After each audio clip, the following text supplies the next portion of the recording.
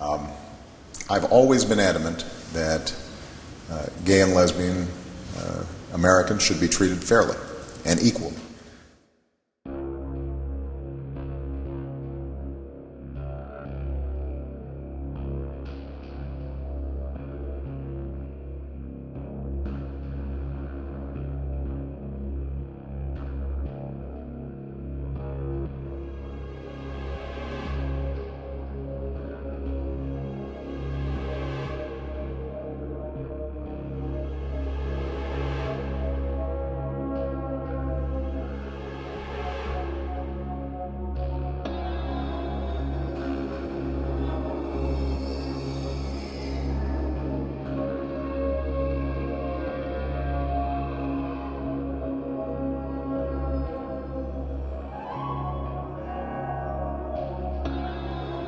The two angels arrived at Sodom in the evening, and Lot was sitting in the gateway of the city.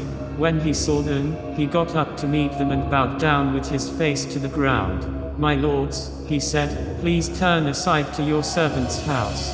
You can wash your feet and spend the night and then go on your way early in the morning." "No," they answered, "we will spend the night in the square." But he insisted so strongly that they did go with him and entered his house. He prepared a meal for them, baking bread without yeast, and they ate. Before they had gone to bed, all the men from every part of the city of Sodom, both young and old, surrounded the house. They called to Lot, "Where are the men who came to you tonight? Bring them out to us so that we can have sex with them." Lot went outside to meet them and shut the door behind him and said, "No, my friends, don't do this wicked thing. Look, I have two daughters who have never slept with a man. Let me bring them out to you, and you can do what you like with them.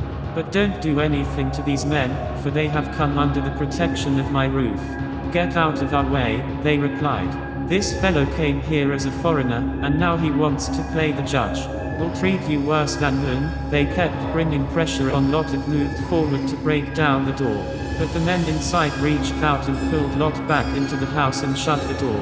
Then they struck the men who were at the door of the house, young and old, with blindness so that they could not find the door.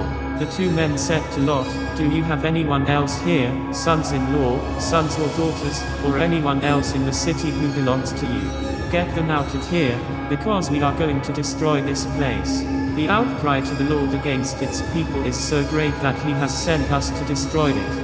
So Lot went out and spoke to his sons-in-law, who were pledged to marry his daughters. He said, "Hurry and get out of this place, because the Lord is about to destroy the city." But his sons-in-law thought he was joking. With the coming of dawn, the angels urged Lot, saying, "Hurry, take your wife and your two daughters who are here, or you will be swept away when the city is punished." When he hesitated, the men grasped his hand and the hands of his wife and of his two daughters and led them safely out of the city, for the Lord was merciful to them. As soon as they had brought them out, one of them said, "Flee for your lives. Don't look back, and don't stop anywhere in the plain. Flee to the mountains or you will be swept away." But Lot said to them, "No, my lords, please.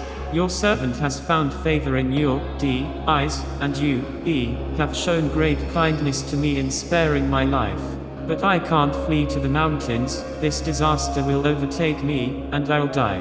Look, here is a town near enough to run to, and it is small. Let me flee to it. It is very small, isn't it? Then my life will be spared."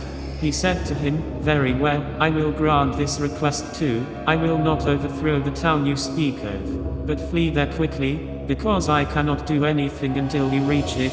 That is why the town was called Zoar. By the time Lot reached Zoar, the sun had risen over the land. Then the Lord rained down burning sulfur on Sodom and Gomorrah, from the Lord out of the heavens. Thus he overthrew those cities and the entire plain, destroying all those living in the cities, and also the vegetation in the land. But Lot's wife looked back, and she became a pillar of salt. Early the next morning Abraham got up and returned to the place where he had stood before the Lord.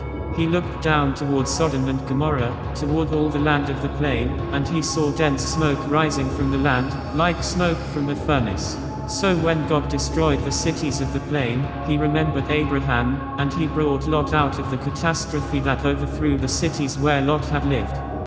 You're watching America This Morning, America's #1 early morning news. And NASA is now sounding the alarm about the dangers of incoming meteors. Wow, the head of the space agency calling for a high-tech early warning system to protect the country, but he says the government's not willing to pay for it. ABC's Devin Dwyer joining us now from Washington with the latest on this one. Good morning, Devin. Hey, good morning, John and Diana. That's right. Well, after that major meteor strike in Russia last month, scientists now want Congress to take action so that a similar disaster doesn't happen here. NASA Chief Charles Bolden was on Capitol Hill yesterday. He said that a small meteor that injured more than 1,000 people in Russia could have been detected, even deflected, if the right equipment was in place. He says the U.S. needs new outer space telescopes with infrared technology to track meteors because right now there's not much we can do. If you detected even a small one, like the one that detonated in Russia, headed for New York City in 3 weeks, what would we do? The answer to you is if it's coming in 3 weeks, pray. Now, that meteor was only about 55 feet long. Experts say the chances of a major catastrophe from a meteor are slim, but of course they're very real now. They say there's roughly 10,000 small meteors floating around within range of Earth, all of those capable of destroying a major U.S. city. John and Diana? Whoa, scary stuff. All right, Devin Dwyer in Washington.